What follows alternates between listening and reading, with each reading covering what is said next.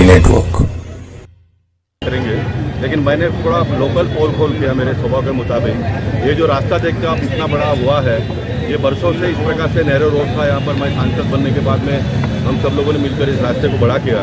ये जो मन मंदिर का जो दुकान का लाइन दिखता है, यहाँ पर पीछे एक ट्रस्ट है।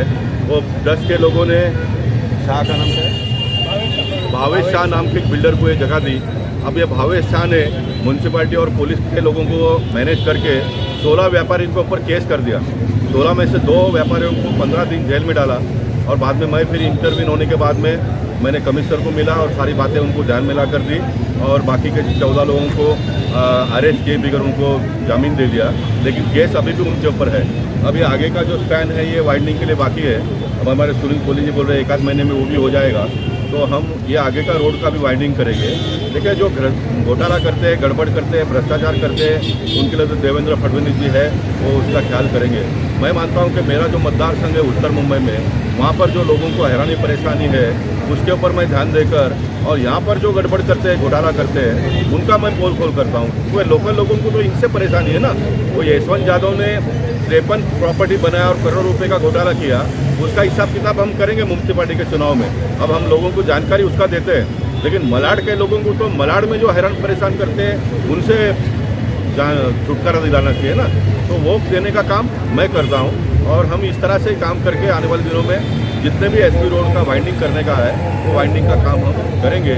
और मैंने इनको कहा कि वो 16 लोगों के ऊपर 16 लोगों के ऊपर जो केस है अभी, वो केस को भी कोर्ट में जाकर हम स्क्वैश कर लेंगे और जिस दिन वो हो जाएगा उस दिन 16 लोगों को यहाँ पर आकर हम सम्मान करेंगे।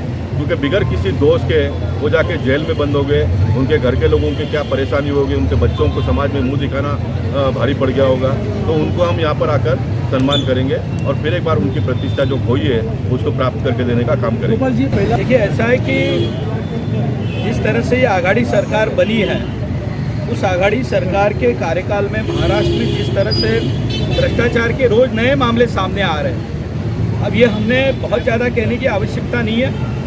इस महाराष्ट्र के गृह मंत्री ही जेल में है, नवाब मलिक जेल में है, यशवंत यादव जी ने जो कमाल किया है वो सब आपके सामने है। और इसीलिए लगता है कि हम विरोधी पार्टी में बैठे हैं और ये सारी बातें जनता को बताना ये हमारा कर्तव्य बनता है। और इसीलिए हम जो बातें गलत हो रही है वो जनता के सामने लेकर जा रहे हैं, इसलिए पोल खोल सभा का आयोजन हमने किया है। सर, मलाड में ट्रैफिक की समस्या है, नो पार्किंग की वजह से बड़ा भ्रष्टाचार हो रहा है, उस बारे में किस तरह से पोल खोलोगे?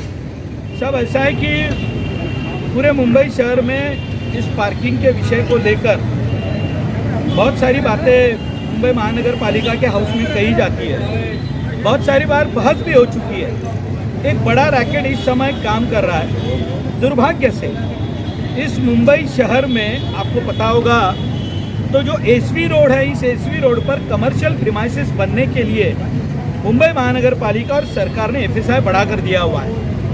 और जब ये एफएसआई बढ़ाकर दिया जाता है तो उसका सीधा सीधा लाभ इन लोगों को मिलता है। लेकिन इस इंफ्रास्ट्रक्चर की डेवलपमेंट के साथ में जब ये डेवलपमेंट होती है तो पार्किंग की सहूलियत भी देनी चाहिए। शायद ये सत्ताधारी दल के लोग भूल चुके हैं और इसीलिए पूरे मुंबई में अब यह पार्किंग का विषय बड़ा चिंता का विषय बनते जा रहा है। और इसके कारण, और आपने जो बात कही, आप मुंबई में चले जाइए, आप कुलाबा में चले जाइए, आप वहाँ जे ब्रिज के नीचे चले जाइए, कहीं पर भी आप जाइए, पार्किंग का एक बड़ा घोटाला, एक माफिया राज पार्किंग में इस समय चल रहा है। और मैं आपको आश्वस्त भी करता हूँ, आने वाले दिनों में भारतीय जनता पार्टी का महापौर मुंबई में बैठेगा, एक नई पॉलिसी मुंबई शहर के बारे में हम लाएंगे, क्योंकि पार्किंग की समस्या आने वाले दिनों में बड़ा उग्र रूप धारण करने वाली है। सरकार के चाहे मंत्री हो, चाहे आमदार हो, चाहे कार्यकर्ता हो, वो विरोध सहन नहीं कर पा रहे हैं। उनको लगता है कि भारतीय जनता पार्टी की साख पूरे प्रदेश में बढ़ती जा रही है, इसलिए जब भी कोई इनका विरोध करता है ये उसके ऑफिस में या घर में जाकर हिंसा पर उतर आते हैं। हिंसा पर आदमी तभी उतरता है जो अंदर से हार मान लेता है। पूरे मुंबई में पोल खोल का जो कार्यक्रम चल रहा है, ये ऐसा नहीं है कि हम लोग कहाँ भाषण कर रहे हैं और हमारे मन में जो आ रहा है वो बोल रहे हैं। ये पोल खोल के बारे में हमारे आदरणीय माजी मुख्यमंत्री और अभी के विरोधी पक्ष नेता देवेंद्र फडणवीस जी ने खुलेआम महाराष्ट्र विधानसभा में ये सरकार की जो पोल खोली है इसके बारे में ही हम चर्चा कर रहे हैं। ये सरकार के बारे में हम जितना कुछ कहें उतना कम है। ये ऐसी सरकार आज तक हमारे पॉलिटिकल करियर में मैंने देखी नहीं है। आप देखेंगे ये सरकार हनुमान चालीसा पढ़ने के ऊपर एफआईआर दाखिल करती है और एफआईआर भी ऐसा 153A जो नॉन बेलेबल हो।